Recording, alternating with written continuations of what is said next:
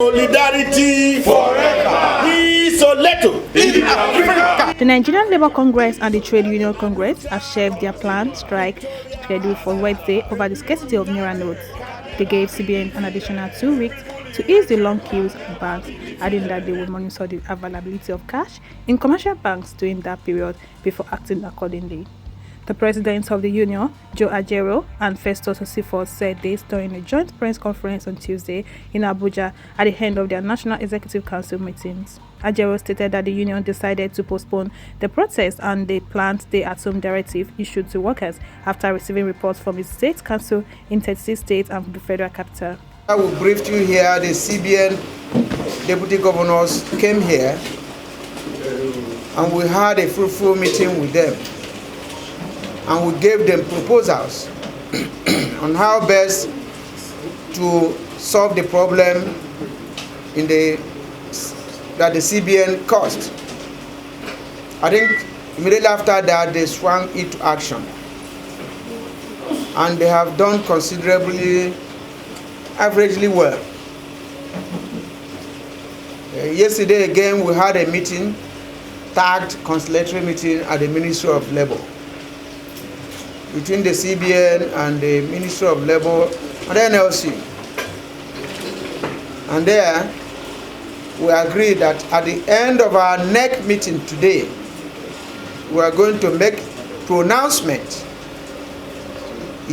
on the situation so far. And we have been meeting since morning at our next level, with reports coming from all the states of the Federation and local governments on the level of compliance of banks. And we are happy to tell you that, yes, there is compliance by CBN. He said NLC will resume its planned protest if Nigerians were still struggling to access naira notes.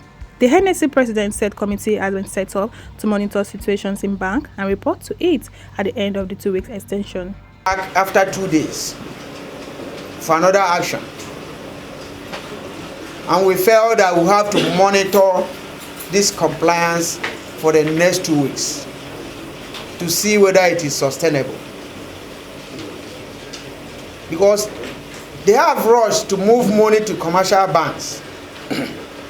And some of those commercial banks are getting empty again. Queues are returning in some of them. So it will be very naive for the Congress to hurriedly call off the action. Whereas we are not shutting down tomorrow, we want to loosen up for another 2 weeks, with committees set up at the national level and in all the states of the Federation to coordinate the level of compliance.